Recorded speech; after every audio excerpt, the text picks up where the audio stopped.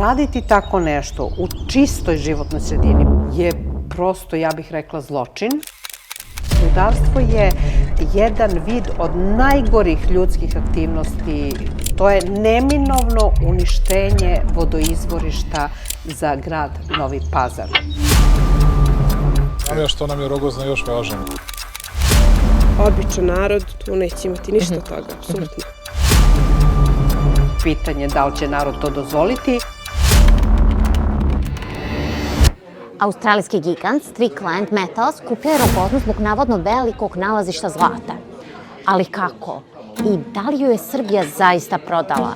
Šta to znači za narod i okolinu? Šta se tamo dešava?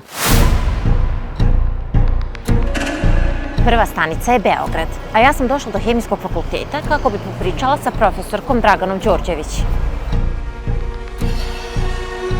I da se tamo rade istražne radnje za ispitivanje rezervi olova, cinka i tako još nekih metala, zlata, bakra. A istražna faza podrazumeva da se tamo i planira neka eksploatacija ruda. Tu bi bilo mnogo problema. Prvo što neki elementi koji su planirani za eksploataciju spadaju u toksične elemente kao što je olovo. Samim tim došlo bi do oslobađanja tog elementa u životnu sredinu. Mi imamo nekoliko lokacija, odnosno jednu ključnu lokaciju u zapadnoj Srbiji, Zajača, gde je postojao sličan rudnik. Tamo i dan danas deca i ljudi imaju povišene sadržaje olova u krvi, a to neminovno vodi ka remećenju fizioloških funkcija i predstavlja aktivacione centre za pokretanje ozbiljnih oboljenja za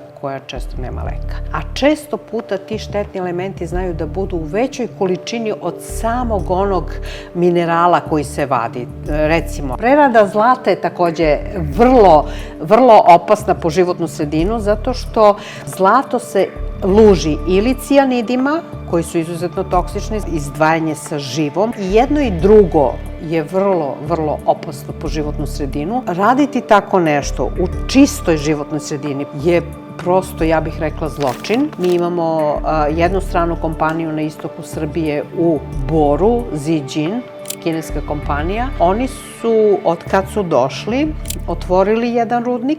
Ispostavilo se da je taj rudnik jedan od najbogatijih rudnika na svetu bakrom i zlatom. I rezultat je da svaki četvrti stanovnik Bora ima kancer. Ispostavilo se da Zijin u poslednjim godinama plaća svega 1% rudne rente. Znači, da li je rentabilno da mi oboljevamo, da stanovništvo Srbije oboli, da bi dobili mizernu rudnu rentu i da bi neka strana kompanija svoj profit enormno uvećala? To je totalno uništenje južnog dela Srbije.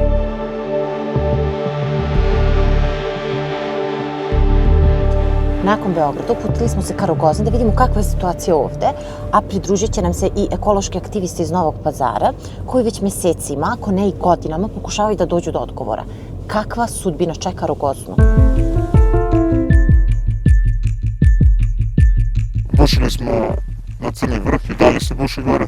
I onda smo, eto, krenuli ovde. Bušenje kao bušenje po meni ne predstavlja nikakav problem. Osim što se troši voda. A sad dalje postupak. Kako će to?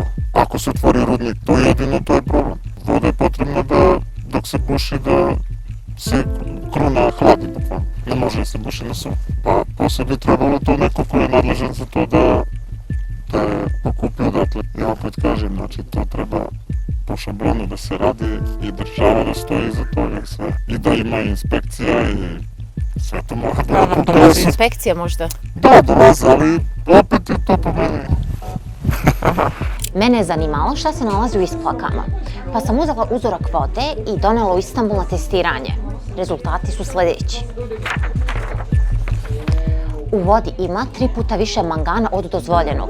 Šta to znači? Pa, naučna istraživanja pokazuju da hronična izloženost manganu može oštetiti centralni nervni sistem, uzrokujući neurotoksičnost, manganizam i simptome slične Parkinsonovoj bolesti, a istovremeno utiče na rast biljaka i zdravlje zemljišta. Dolazi do voda ljudskim aktivnostima i utiče na zdravlje udisanjem ili gutanjem. što znači da se već u istražnom delu proizvode štetne materije koje moraju biti pažljivo tretirane i skladištene. Međutim, lokalno stanovništvo i ekološki aktivisti se boje da to baš i nije tako.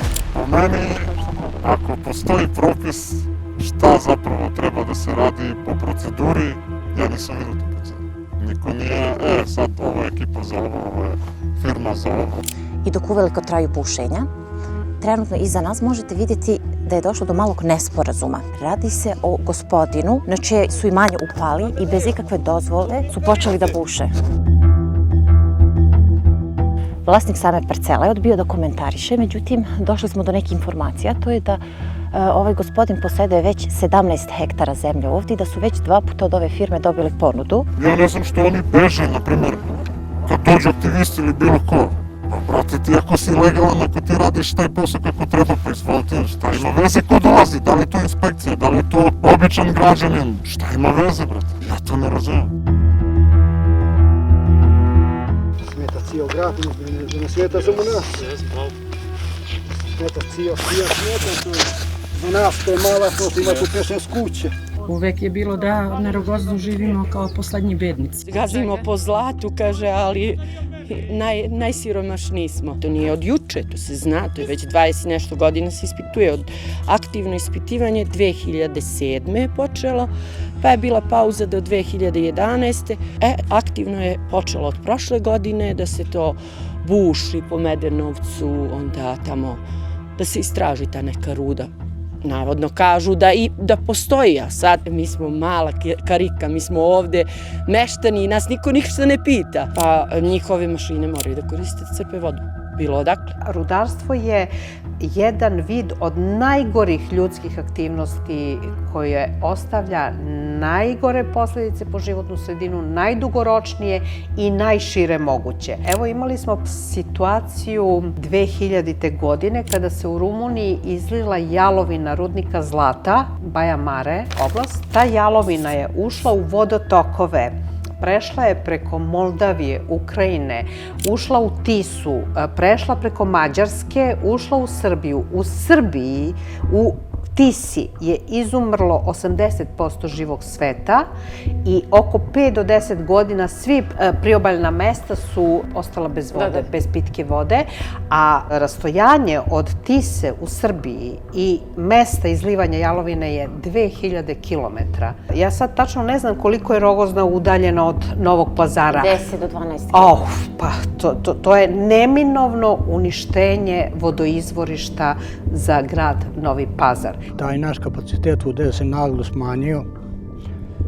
Još da vam kažem, baš ovi iskopi gdje se vrše istraživanja, naši izvori se tu nalaze. Samim kopanjem može da dođe do poremećaja našeg kvaliteta života. Željeli bismo da neko dođe od tih merodavnih ljudi da nam objasni šta dalje, jer sve oči uprte u te stručnjake koji se ne oglašavaju. Svesni smo države u kojoj živimo da se ona neće lako odresti rezervi, jer se procenjuje planina Rogozna na vrednost otprilike Vojvodine. Ko bi sad bio ludo da stane, ali šta sa nama ili sa gradom, šta će da bude ako je u pitanju zagađivanje? Jer sve te strane kompanije koje dolaze zato što im je ovde jeftina eksploatacija. Obećavaju brda i doline, a od brda i doline neće ostati ništa. Možda ste primetili, imamo put u izgradnji, izvanredan put, taj put bi nama dobro došao, ali ako ta put se radi zbog drugih stvari, onda nama tako reći ne znači ništa, nama znači samo da možemo tim putem da odemo, ali da se ne vraćamo.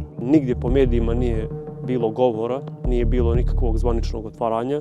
Dakle, zašto? Druga stvar jeste to što su nam rekli izvođači, možemo i tako karakterisati, da će sve iskopine i jalovište i rude koje budu izvadili ovdje da se transportuju do železničke pruge u Raški, onda dalje tamo da se odvoze. Imamo predsjednika Vučića koji nagoveštava u medijima da će da se pruga regeneriše, da će da dođe pruga do Novog Pazara, da će pruga do Raške i do Kosova da se obnovi. Dakle, sve to nama aludira na jednu spremnost ka otvaranju rudnika. Žao mi je što nam je Rogozna još važan. Za sve one kojima je manje poznato, Rogozna je planina Novog Pazara udaljena samo 4 km vazdušnom linijom.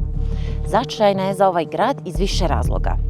Pre svega, njeno geografsko-strateško pozicioniranje doprinosi zaštiti Novog Pazara, a jedan od najdominantnijih vetrova duva baš sa ove planine. Takođe, kako Rogozna predstavlja s jedne strane i turistički potencijal, s druge strane bogata i prirodnim resursima, šumama i izvorima pitke vode. Baš ovdje ovaj prostor na kojem se trenutno nalazimo, sa desne strane, to je bila neka, da kažemo, prva faza koju smo uspjeli mi da zateknemo na terenu. Tu su završili to neko istraživanje, da su prešli na drugi dio gore, drugi dio Rogozne koji se nalazi iznad nas, a sad upravo prelaze na treći dio, to je tamo kod Crnog vrha i srednjovjekovnog grada Jeleč. Sad tu zonu istražuju. Aktivne su 4 mašine konstantno. Običan narod tu neće imati ništa od toga, apsolutno. Znamo da postoje te 3 firme koje su uključene, znači firme iz Australije, onda Zlatna reka koja tu ima kancelariju u Raški i Geops koji su podizvođači, tu ima i lokalnog stanovništva koji radi. Iako su nam nezvanično rekli da im dozvola nije potrebna. Sad mi se pitamo kako je to moguće, kako možete da koristite vodu sa neke planine, a ne treba vam dozvola. Pisali smo svima, pisali smo ministarstvu i Ministarstvo za rudarenje nam je reklo da su dali dozvolu za istraživanja. Što se tiče lokalnih institucija, lokalne samouprave, doslovno smo svima pisali, od Skupštine, Gradskog veća, gradonačelnika, JKP, niko nije dao nikakav odgovor. Govoreći o planovima da se rudari na planini Rogozna, dakle, rudarenje da ili ne? Rudarenje da. Da. Bog je stvorio rude da i ljudi koriste. Problemi sa rudnikom i rudarenjem su, to nikada nije zelena priča. To može da bude zelena priča, koliko god to bilo preambiciozno sada što ja kažem. Došli smo i do predstavništva Zlatne reke, međutim, nadležni su odbili da komentarišu. Rekli su nam da ovo nije izbjegavanje, da prosto samo direktor ne može trenutno da se javi. Gospodin Predrag Matović me je pozvao dan nakon naše posete, obećavajući nam izjavu. Međutim, nakon razmenjeni par mailova, ovo je bio poslednji odgovor. Draga Melida, najlepša hvala na interesovanju za projekat na Rogozni. Konsultovao sam se sa menadžmentom i stav kompanije da je projekat u ranoj fazi geološkog istraživanja, te da još uvek nismo spremni da govorimo o narednim koracima i planovima razvoja projekta, jer ima puno nepoznanica. Ali zašto onda direktor projekta, Australijanac Paul, komentariše o projektu u raznim stranim medijima? Yeah, so, Rogozna, we've got over 100,000 meters at Rogozna, and this is by far the highest grade gold we've ever encountered. The more we drill, the better it gets. Rogozna is a really rare project. Nije Srbija toliko bogata tim rezervama, nego je naša vlast učinila pogodno tle za strane kompanije. Evo, nedavno smo saznali na sastanku predsjednika sa dekanima fakulteta naših i direktorima naučnih instituta da su pokradene geološke mape naše države i da su predate stranim kompanijama. Da li predate ili prodate, to je sad pitanje. I nije čudno što se najviše za nove rudnike zalažu upravo rudari i geolozi, jer verovatno vide svoju šansu u tim novim poslovima. Ali šta kaže grad Novi Pazar o svemu tome? Pa uopšte mi su izbjegavali da komentarišu, tvrdeći kako gradonačelnik nije bio u gradu celu nedelju i da ne znaju ništa o bušenju na Rogozni. Iako sam saznala od proverenog izvora da je direktor firme iz Australije, Paul, zajedno sa direktorom firme Zlatna reka, Predragom Matovićem, pre samo 2 dana posetio gradonačelnika grada Novi Pazar. Poslala sam kasnije e-mail sa zahtevom za izjavu, ali nažalost nismo dobili nikakav odgovor. Ljudi bi mogli da se odbrane tako što ne bi dozvoljavali čak ni istražne radnje u svojim posedima. Da ne uzimaju nikakav novac od stranih kompanija i da ne prodaju svoje posede stranoj kompaniji. Nepoverenje, neznanje i netransparentnost vlada i među kako stanovnicima, tako i među nadležnima. Da li će Rogozna biti još jedna ekološka katastrofa okovana zlatom na račun stanovništva i da li će stanovništvo uraditi nešto po tom pitanju? Ostaje da vidimo.